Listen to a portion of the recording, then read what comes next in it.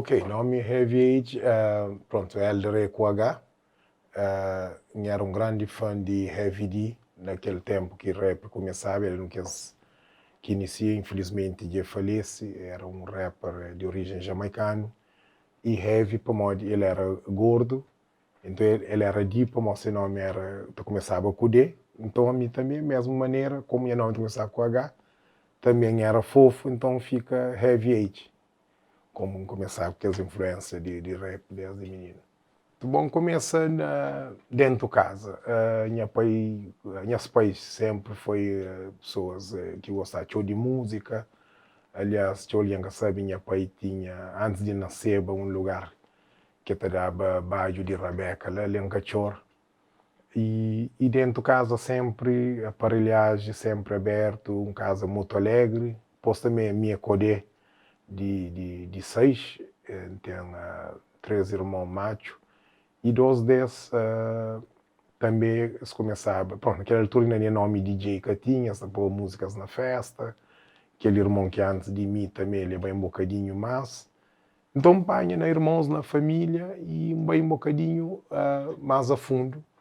Graças a Deus também um grande amigo que também falecido, Caíto, que era DJ na Coconut naquele tempo na Portugal.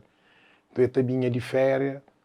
Aí enchi na mixa com discos, ainda naquele tempo com giradisco de casa, tata pincha, disco comum. Então foi naturalmente, mas começava mesmo na imita Michael Jackson, na dança, imagina. Com 6, 7, 8 anos, me entra num grupo de dança lá de escola, de Ciclo Chada, de professora Ângela.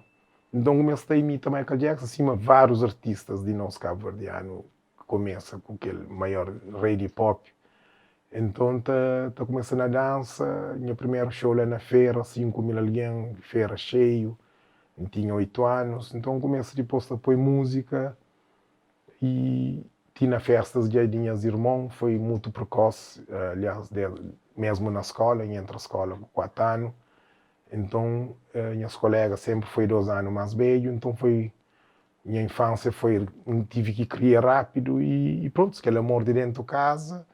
E também sempre fui uma criança muito criativa. Então, a partir de lá, começa na dança, depois MC, riba músicas instrumental, começa a animar festas, cria algumas letras. Já aqui, com 13 anos de idade, eu tinha tudo que as letras, tinha primeiro CD que me saí comigo na 96, mas que as letras fazer vez 10 e 13 anos já estava já na quinto ano de liceu, e aquelas letras, tinha os primeiros discos, cima Sampaio com o não sei cool, respeito tinha o segundo nome, Isabel Corneta, aquela tudo foi feito há 33 anos atrás, com 13 anos, já iam fazer isso. Pronto, então a partir daí bata